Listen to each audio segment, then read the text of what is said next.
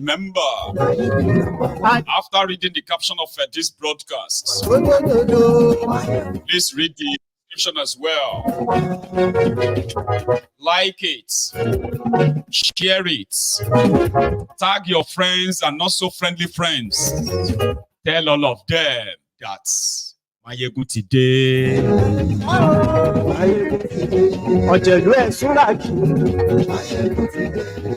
There's been so many rogbodiyan going about. Facebook. And on this platform, as usual, we do our best to break everything down. Break it down enough for, a regular person, a layman, as they put it, to understand. Now, what you make of it after watching Mayegun is totally yours. One thing you will never be able to do again is to become or be selective, ignorant. You will not be able to say, I didn't know.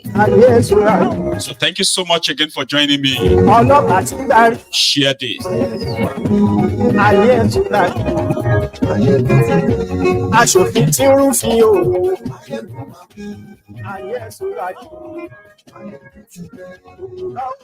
has been making the news since last night?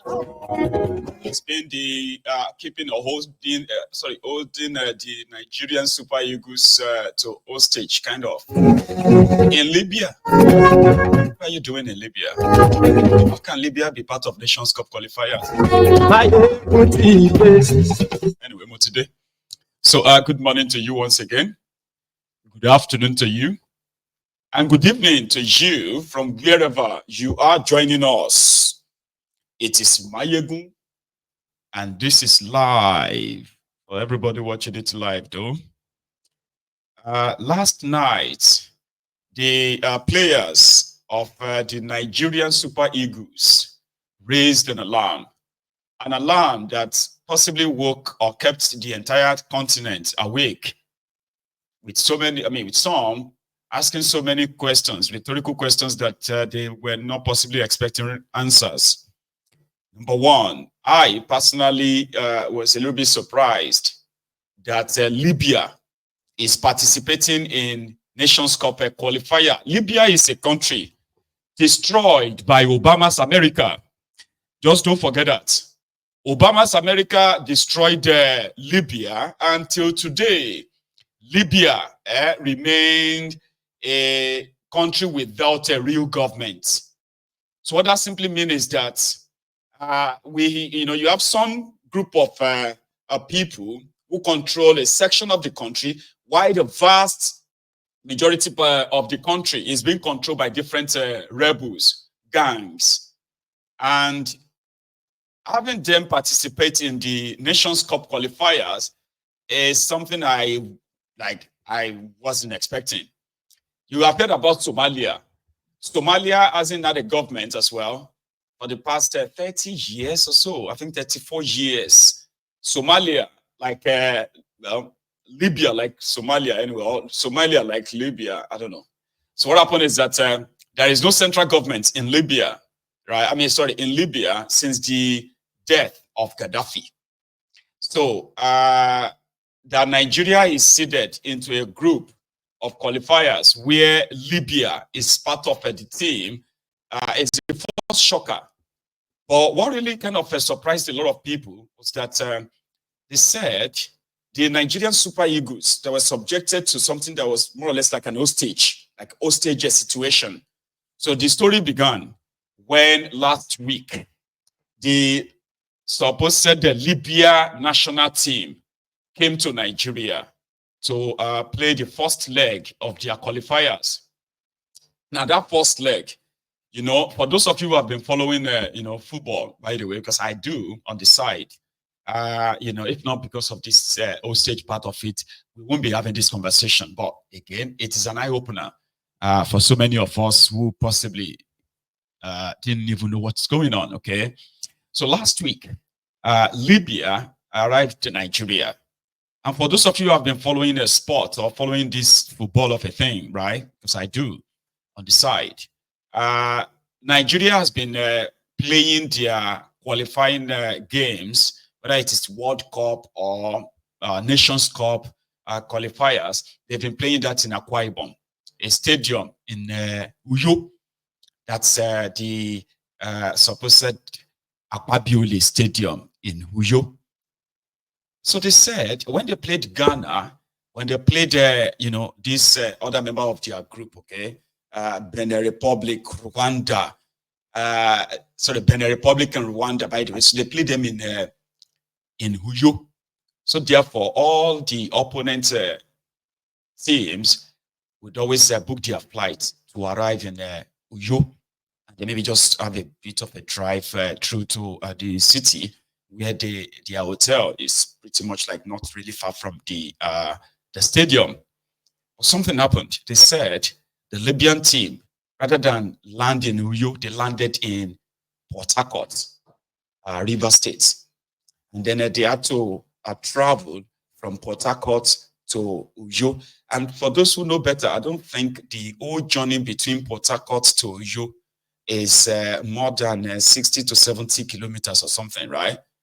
But the Libyan national team posted different images showing that they were treated, abysmally. They were treated, with so much humiliation, according to them. Even though Nigerian FA said this is probably their own making. Now, from what I have gathered, they said they were expected to land in Uyo. However, they landed in Port Harcourt. They now switched up all communication, all effort to get in touch with them to try to see why, what happened, and all that became abortive until their embassy came through for them, organized a bus that took them from Port Harcourt to Uyo. But because of this image, they now vowed that when it is turn of Nigeria for second leg of the match, they were going to ensure that Nigeria suffered. And that's exactly what they did. But they did it in such an horrible, threatening way. So Nigerian FA denied that they were the one who diverted their flight to Uyo. Number one, Libya is not a threat to Nigeria's qualification, by the way. They are the bottom of the table, the qualifiers table, from what I gathered, right? Here, they were at the bottom. So they pose no threat to Nigeria, to the point that Nigeria will not actually subject them to anything that they are claiming, right? So the Libyan team the Libyan FA now promised that they are going to make Nigeria suffer. They actually put it on social media that when it is time for Nigeria to come, so Nigeria was supposed to arrive in Benghazi.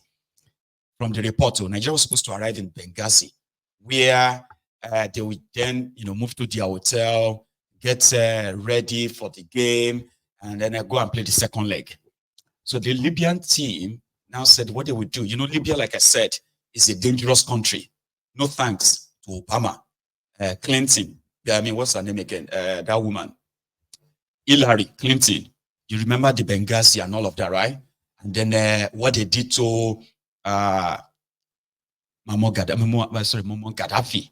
Okay, so since then, they've not had a government that controls the whole country. They themselves knows the part of the country where if you are found there, especially if you are black, you can be sold as slaves.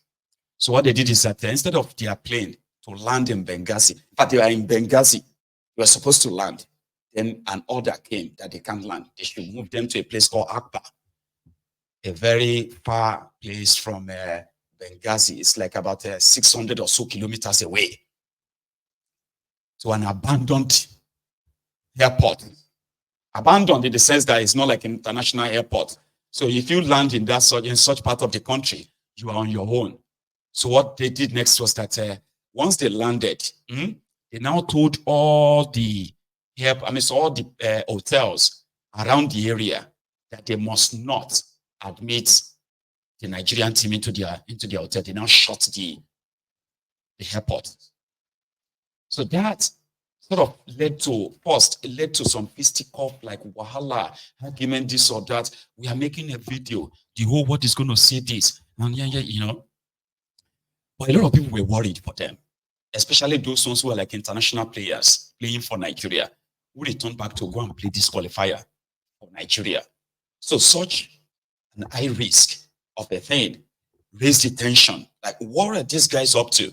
Why would they even do this? What happened to them in Nigeria was not really intentional. Not that somebody was seeing them as a threat of anything, that they now decided to send them to a place. And even if that happened, there could be some level of administrative error.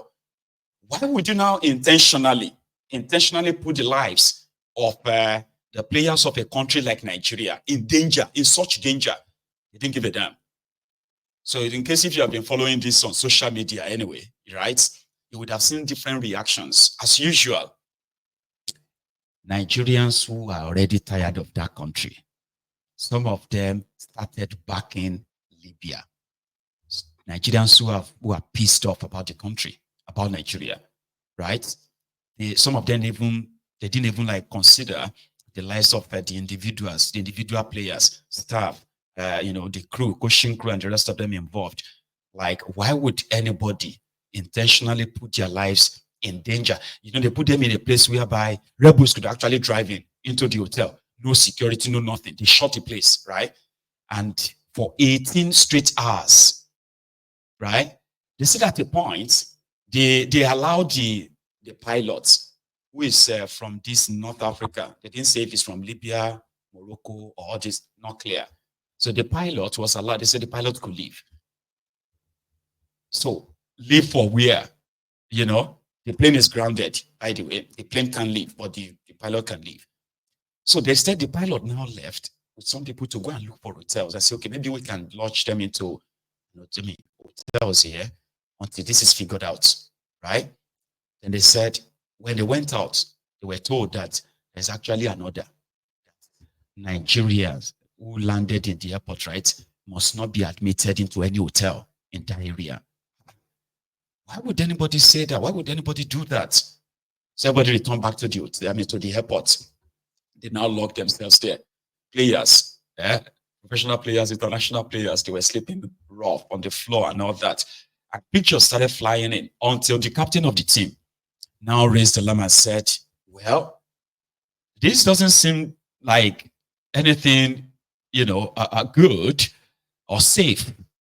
That there's no point in continuing the flight. They said, well, they will give them bus that will drive them from that Akbar so airport. It's like driving from, I don't know how some of you will put it to. It's like driving from Lagos to maybe Sokoto. Do you get that now? Like you were supposed to land in Sokoto, 800 kilometers away. Then they go and drop you somewhere in Ogun State. Ogun State is too near. Yeah, maybe Ogun State. Now bring you all these 18-seater bus. You see all those buses without with no air condition and all that. Yeah, to drive you from there, drive all of you, like about 30 of you, drive you straight to Sokoto by road, where you are going to drive through the enclave of all of the terrorists, all these different gangs who are controlling different part of the country, and they could kidnap you and sell you off as slaves, right? Like, why would anyone even want to go to Libya to go and play football?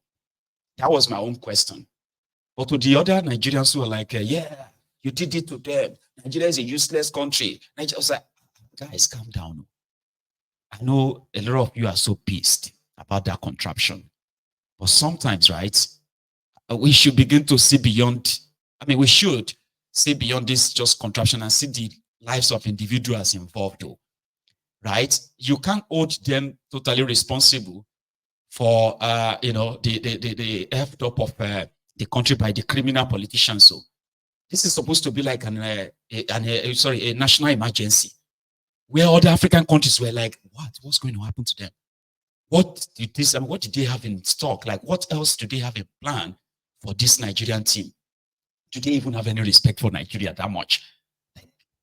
So somebody said that the government of Libya right now, they barely control maybe about 2 cities in the whole country. Tripoli and Benghazi. Every other place in Libya it's a free-for-all. It's a fair game. If you find yourself in any other part of Libya, apart from Benghazi and Tripoli, it's a fair game. So why would anyone within their government or within their FA decided to actually put, like, do they not really give a damn about this Nigeria? Is that how the rest of Africa actually sees Nigeria? This is Nigeria national team, Abi? So many questions. I've got a video, including how it all started, midway, the boss they gave them, and then finally when they say, you know what, you can keep the 3 points, we're not playing. Even if, what do you call them, the AFCON guys, the guys who are in charge of the, African Cup of Nations, right? What do you call them again? So they came back and they said Nigeria should try and play the match. If Nigeria boycotts the match, then Nigeria will be sanctioned. They're like, well, you can keep your sanction. We're not risking our life anymore, any further. What they are keeping, they are probably having in stock for them at the hotel or even at the stadium. Nobody treated them that way when they came to Nigeria. Okay. And it was pretty much like a premeditated as well. When people felt, when it was like, you know what, who diverted their flight to Port Harcourt? Even when their flight got diverted to Port Harcourt, it was reported that the security was provided, and including the bus was provided, to drive them to Uyo. So why would anyone treat Nigeria this way? I'm coming. Here is the compilation of what we believe happened and how it went down, even to the point of when they returned back to Nigeria. So they forfeited the 3 points as we speak.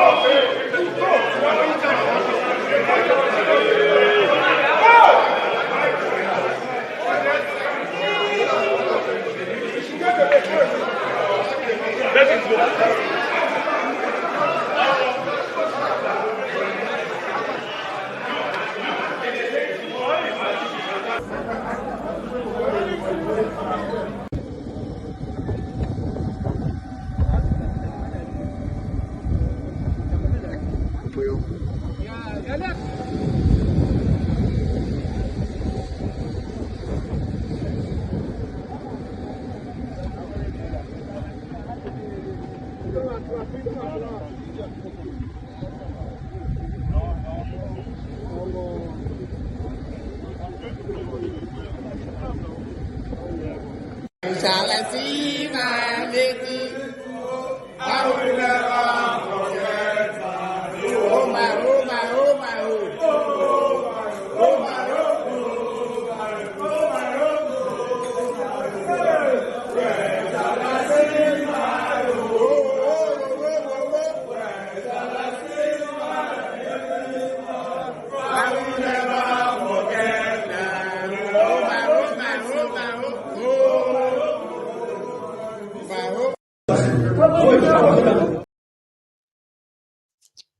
That was then. Back in Nigeria, that's the last clip. So I had to put all of them together because it's like short clip. There was no real internet, no food, no water, and they were all pretty much like this overnight. 18 hours before they finally,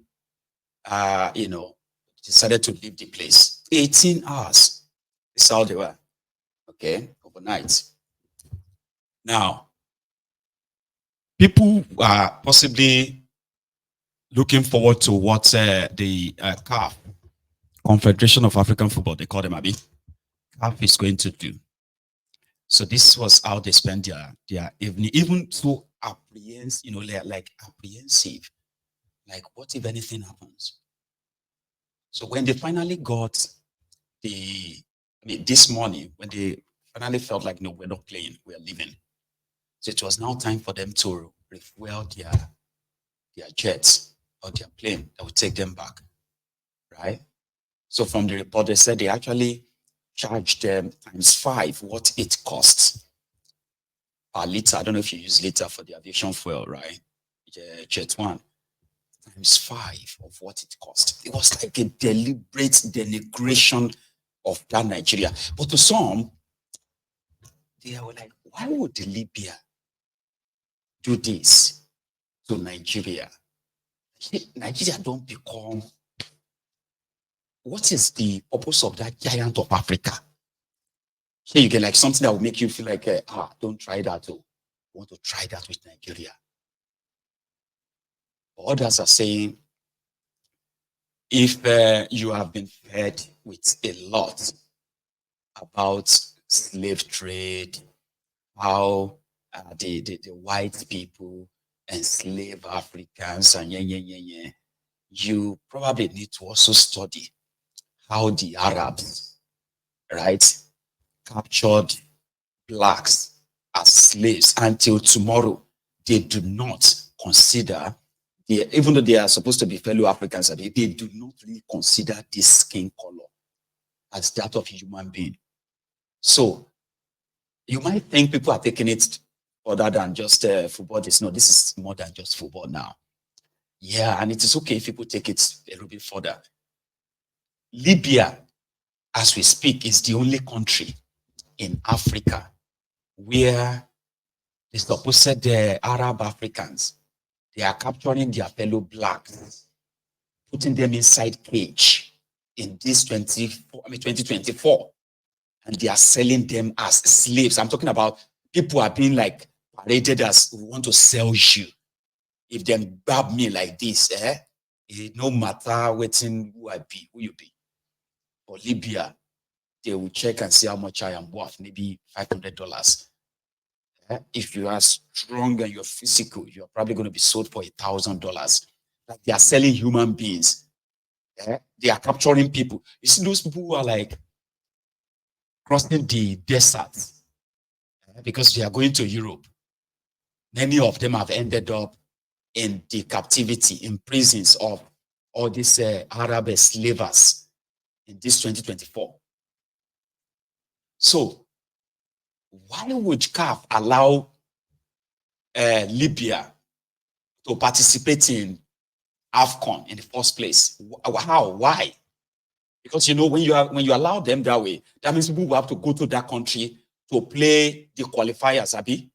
Others are saying that even if they are to be allowed, no single international match should ever be held in that place. Yeah, probably you take it to Algeria. Somebody said that, I think it was David Udeni that was like, it should, if they are to be allowed at all to participate in AFCON, they were not supposed to be hosting any country in that country. Then Nigeria, you needed to see the drama that followed before Nigeria finally, the Nigerian government finally kind of like, normal in that situation, even though Nigeria don't get level anymore, because that's what this is all about now. It's more or less like Nigeria does not have any level in Africa per se. And it is not now, though. Maybe it's just worse now. I have known this for a while that, there are so many